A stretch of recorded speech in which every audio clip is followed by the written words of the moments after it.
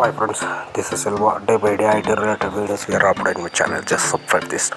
Today we are see when I try to log in my Windows 11 desktop. This is a error. The reference account currently logged out and may be logged in. This was okay. This is issue. This is for Windows 11 24 H2 version. It is local policy is automatic and 10 minutes to 30 minutes. Okay, compulsory wait 10 or 30 minutes after try login. Okay,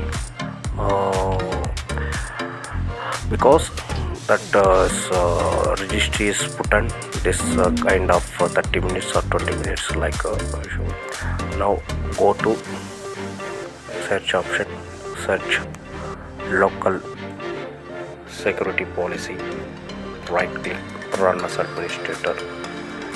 In this under account policies and account lockdown policy, see this 30 minutes, so it 30 here change 30 to 0. Now it is 0 value set at 0 minutes, then restarted.